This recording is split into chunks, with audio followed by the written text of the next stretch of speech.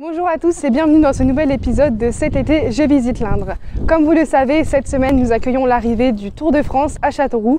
Et par cette occasion, nous avons décidé nous aussi de faire un petit tour en vélo sur le parcours de l'Indre à vélo. Notre périple commence à Châtillon-sur-Indre et on remercie bien évidemment Decathlon Châteauroux-Saint-Maur pour nous avoir prêté un équipement magnifique.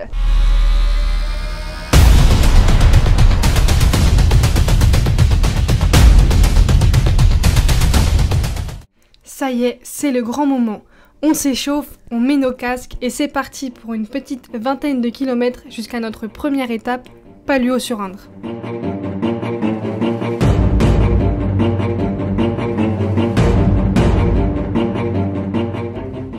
Bonjour, je suis Gérard Nicot, le maire de Châtillon-sur-Indre, président de la communauté de communes du Châtillonnais-en-Berry. Je vous souhaite la bienvenue à Châtillon-sur-Indre. Alors l'Indre à vélo, c'est un très beau projet qui a maintenant 4-5 ans. Et en fait, ça consiste à relier les bords de Loire à la source de l'Indre, donc du côté de Sainte-Sévère.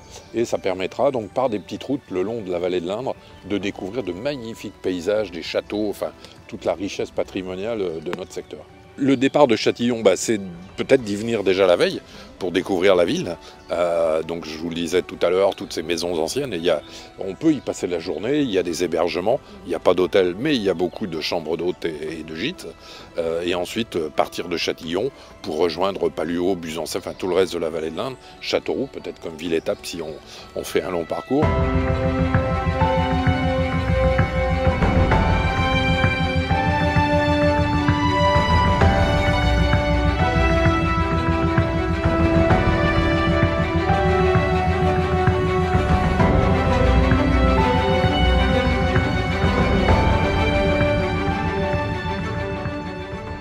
L'Indre à vélo, c'est 345 km d'itinéraire. Je considère, je ne suis pas le seul, que l'Indre est l'artère vitale du département. C'est plus qu'une artère, c'est la colonne vertébrale du tourisme dans le département. Le département a peu d'industrie et si on veut qu'il devienne plus attractif, c'est le tourisme.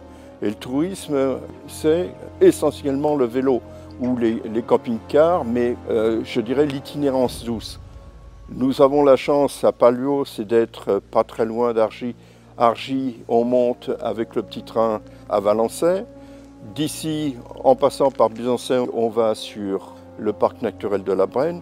Donc on est au centre presque de gravité de l'Indre sur le parcours dans le département. À l'Indre à vélo, quand je suis tombé dedans, un peu comme Astérix, ou plutôt Obélix, j'ai pris la potion magique. Oui, il faut se battre pour développer cette itinérance douce.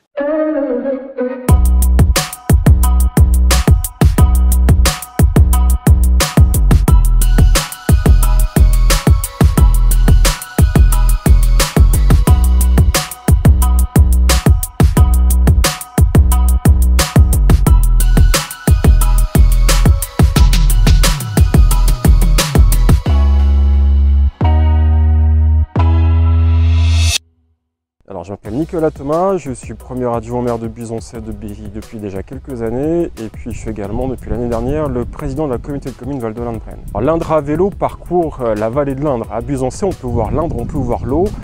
Buzancais est surnommé la ville aux 7 ponts. Alors le niveau de l'Indre a baissé depuis quelques années, néanmoins à Buzancais, l'Indre est très importante. C'est l'Indre qui a structuré le développement de la ville. Et donc quand on passe à Buzancais, on peut suivre l'Indre et puis après on peut rejoindre Villedieu en montant un petit peu en hauteur pour voir toute la vallée de l'Indre avec la partie feuillue qui est aussi intéressante. Faire du vélo, c'est très bien pour la santé, c'est aussi très bien pour découvrir le département. Si vous arrêtez à Buzancais, il ne faut pas oublier de faire un petit casse-croûte, il y a des bons restaurants, on peut se restaurer puis se rafraîchir. Non, faire du vélo, c'est toujours intéressant pour découvrir différemment la nature, découvrir différemment son département. C'est quelque chose que j'invite chacun d'entre nous à faire.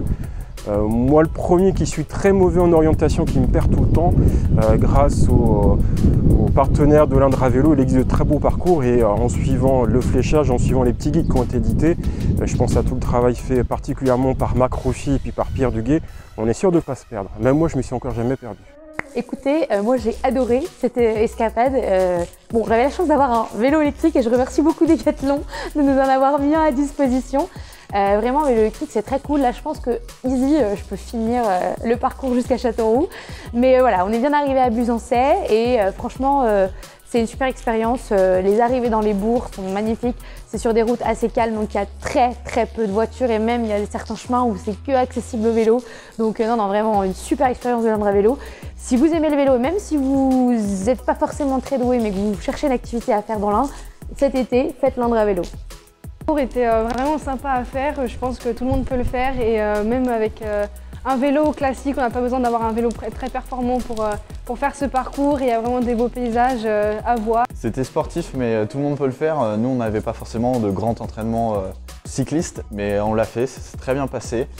C'est une très belle balade, en tout cas nous pour la partie qu'on vient de faire aujourd'hui. Ça permet de découvrir un petit peu nos paysages, nos patrimoines aussi, avec tous les bâtiments qu'on rencontre et tous les monuments qu'on rencontre lors du trajet. Et voilà, et c'est une chance pour notre département, donc foncez sur les parcours de l'Indre à vélo.